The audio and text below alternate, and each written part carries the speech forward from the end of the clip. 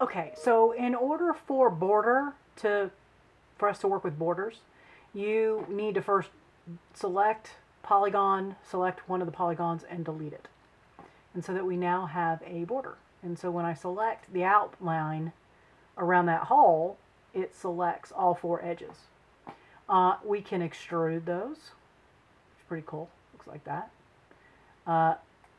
This says how tall. You can go down and go up.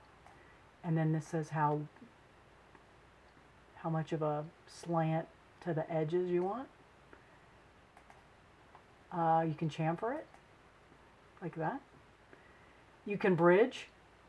Normally when we use bridge between two borders, we would have another object with a border and we would bridge between them. And let's see, we'll do that once we get to element. And then cap just fills in the hole.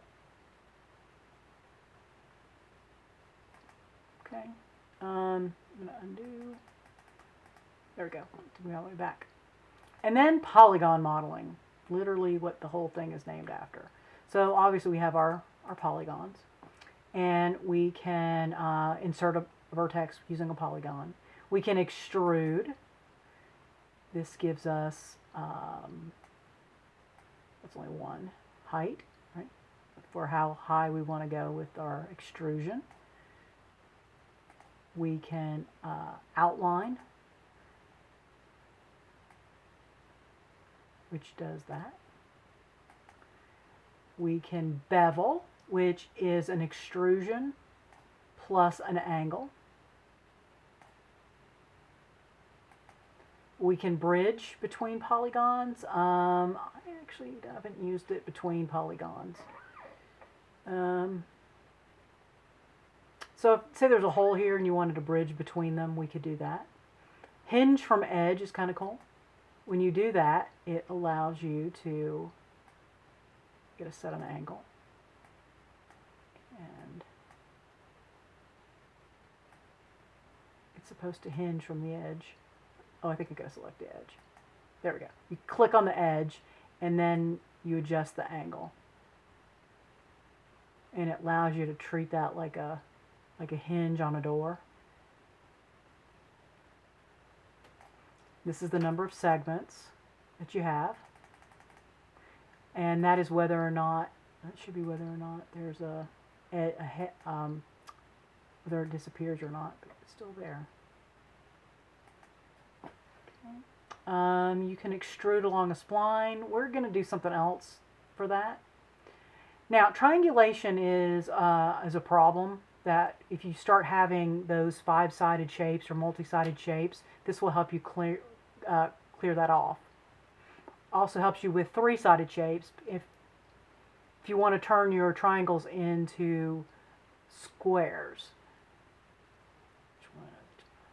Okay, an inset allows me to do this, where I create an inner polygon like that.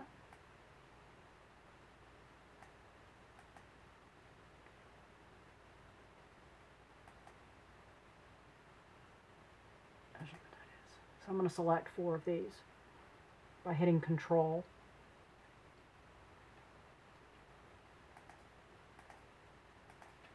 And then I'm going to hit the Inset. And I can treat these either as 1 or as 4 by clicking on that difference setting right there. See, this one's by polygon and the other one's by group. And so it changes where it's placed.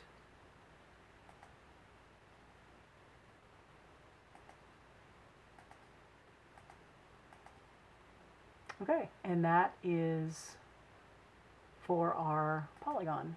And then we have element, which in this case we only have one element. So when we do have that ability, we can, there's very little you want to do with this, but you can add vertices and you can adjust your triangulation. And I will show you with another object how we can make this work. You would need, here's the main thing we do with this. So say I have created these 2 different shapes and I want them to act as one shape.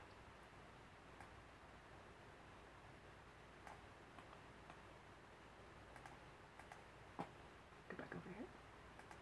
Okay, so in my element mode, I'm going to come down here and I'm going to click on the attach list, and I'm going to select my sphere and I'm going to attach it. And now I have one object. This is one object.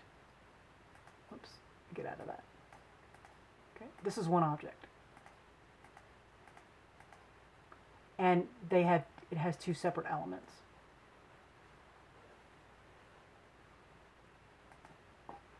So when you are starting with a basic primitive for creating your character and you want to go ahead and make it more complicated to begin with, you will attach elements together to create a complex shape. And then when you work on them from there, they stay together and act as if you had Boolean them together, but without actually doing any of the Boolean. Okay? So those are the basic edit elements tools that you have available to you. I'm now going to put it all together and show you how to use them. Okay? I just wanted to show you what they are, where they are, but now in the next video we're going to use them to start to model.